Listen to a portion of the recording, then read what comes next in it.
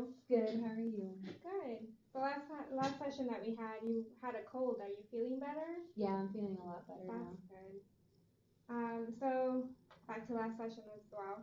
We talked about job searching online, and I gave you a few websites that you can try. How's your progress on that? My progress is going really good.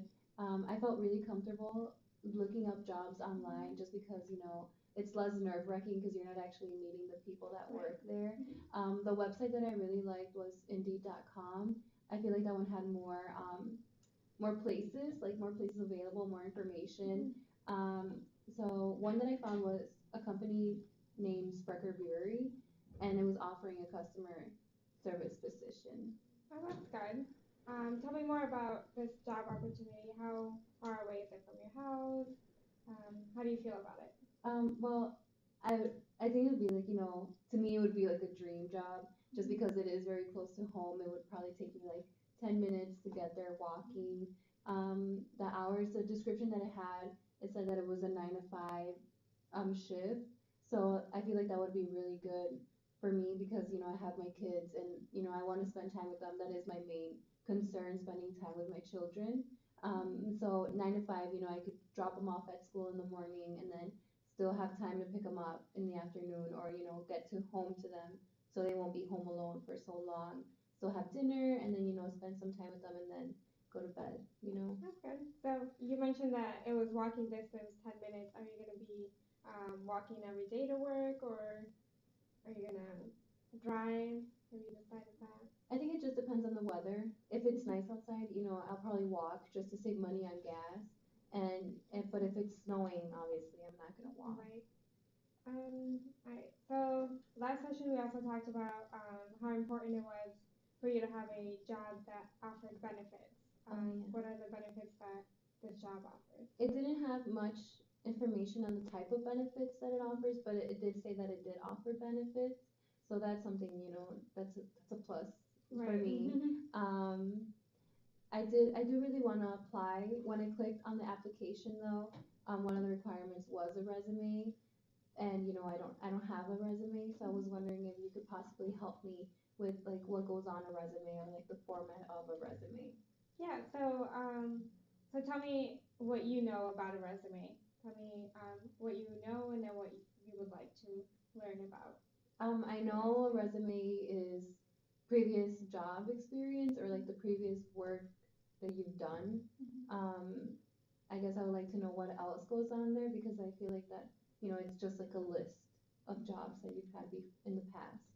Okay, so at the end of the last session as well, we also talked about creating a list of the skills that you had and to think about your past employment. Did you follow through with that? Yes, I did. I did create a list. I have it with me. If you want me to pull that out, would you like me to pull that out? Yes, please. Okay.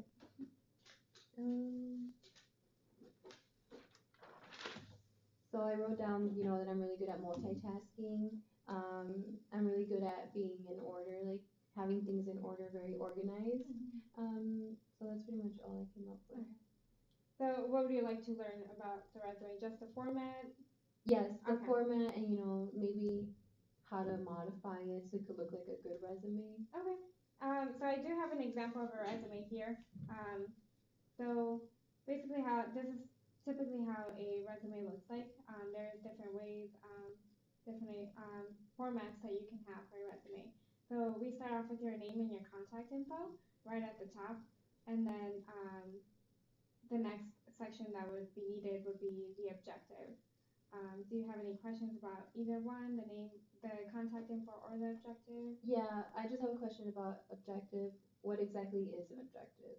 So an objective is typically just like a one sentence, like stating your career goal and what you want to, basically what you want to tell employers that you want to get out of this job. Do you know what your career goal is?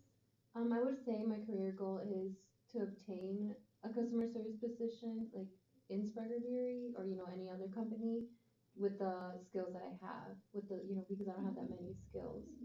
Right. So some of the skills that you mentioned was like multitasking. So we can definitely incorporate those skills into your resume so that it looks more professional because you do have a lot of skills from being a stay-at-home mom. That's typically not easy. Yeah. All right, so then that would be everything about the objective. That contact info. So your contact info typically includes like your phone number, your address, and email address if you have that as well. So the next section would be your education. Um, so typically we include your high school or your college, any classes that you took, any certifications that you have. Do you have any questions about this one? Well, I only completed high school. I only have my high school diploma. I have not taken any classes outside of, like, once I stopped going to high school, I started working right away. Do you think that will affect me? Do you think No. they'll really look into that? I don't think so. What they'll look into it, what I believe they'll look into more is your experience and your skills. So your education, we can just put that you received your high school diploma from the high school that you attended, and then your graduation date. Okay. And then it'll be in this format, or you can try a different format. So then after education would be experience. So any work experience, any volunteer experience. Do you have any questions about the experience portion? What is the, do you know, like, is there a limit on how many you can have, or, because I don't have that much experience. Right. So what if I only have one job on there? I don't think it'll be that big of a problem. So what we'll do is we'll put what your position was, and then where the position was at, and then we'll also add some like descriptions of what you did. There is no limit on how many jobs you can have listed. So I believe if you just put one and really, if we work on your descriptions, to stand out, I think it'll be a very professional experience. So then with your experience as well, we'll try to put the date so they can see how long you worked at that place, and then for how long. So that's that portion. Do you have any questions? Do you have any more questions about the experience? No. Well, my first job, I used to go from house to house selling, like lotions and stuff to like my neighbors. Would I have to put that in there? Would you say to put that in there? I would suggest that you do put it in, because you were still trying to make money, and that also demonstrates your customer service skills by going out to neighbors and and your salesperson too. So I think it'll be a good idea to put on them. Okay. All right. So then the next one will be your skills. So we've already you already have a list of skills that we have that you have. I mean, is there any questions that you have about this section? So this section can also be put in like bullet points, or we can put like a paragraph as well of skills that you have. Okay, that was going to be my question, if it had to be listed, or did you have to go into detail with it? So I guess it could be either or. Yeah. Okay. And then the last portion would be references. Do you have any questions about the references? Yes. Who are they mandatory to put on there? No. So sometimes, if we look at more examples, some of the right under the references portion will say available upon request. So you can submit your resume without the references, or with that saying that says available upon request. And if they ask for references, then that's typically where you will come up with the references. However, it is a great idea to have them ahead of time. That way, if they do ask you on the spot, or if part of your application too, you already know who you can put as reference, and then their phone number that's readily available. Okay. And who could I possibly put as a reference? Can it be like a friend that I know for a really long time, or do they have to be from the places that I have worked? So you can do both.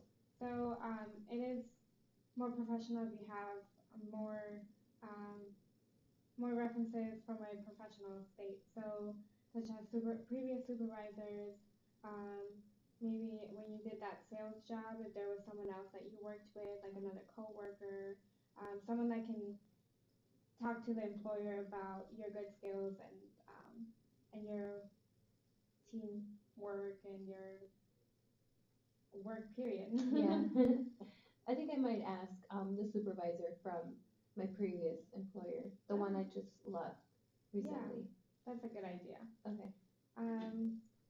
So that typically outlines the format of a resume.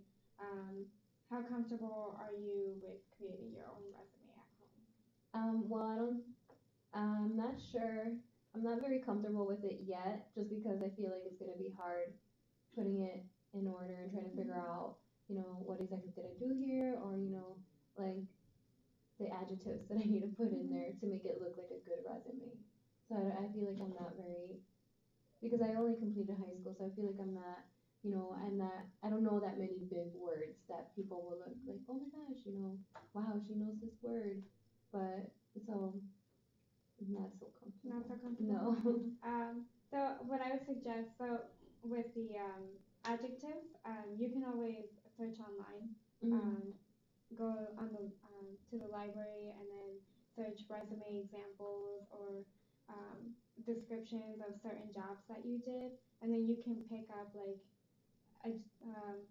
adjectives like here and there to have more of a professional statement. Okay. The library is a good resource too. Any public library will help you with with formatting your resume and then printing your resume. They can also review it for you so that in case there's any spelling or grammar errors that they can catch that on. Um, so I would suggest having someone look over your resume before submitting it in, just so it might look good to you and it might actually be good, but there might be little mistakes here and there that you might not be able to catch because you've been looking at it for so long. Okay. I'll definitely do that. Sounds good.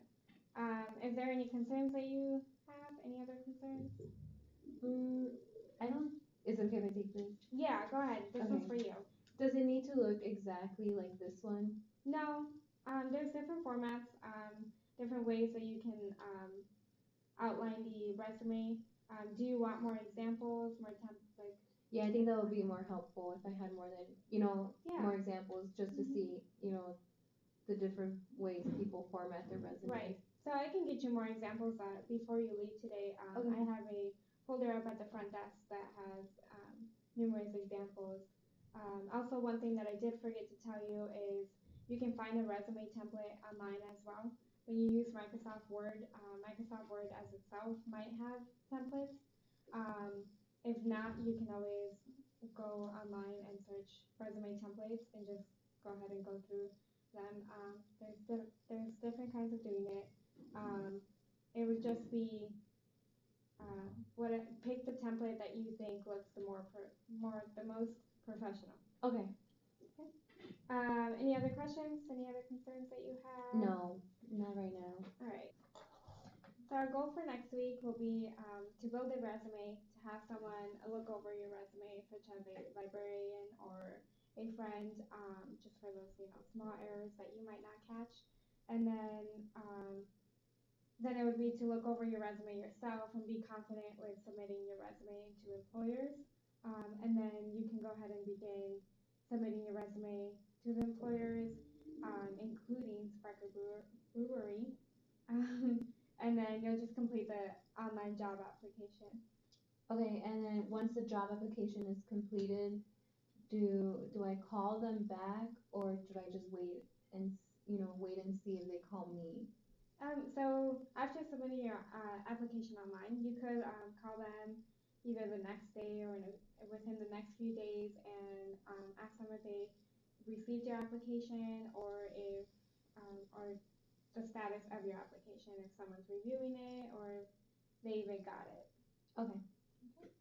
And then for the next session, what we'll talk about is your progress with your resume building, how you created your resume and how you managed to submit your online applications, and then we'll also talk about your status on your job applications, and then how you followed up with the employer, so like by calling them the next few days. And then we'll also talk about more interviewing skills for when you do receive an interview date for either Sparkle Brewery or another company. Okay. All right, so then I will see you in 2 weeks. Do you have any more questions for me? No, I don't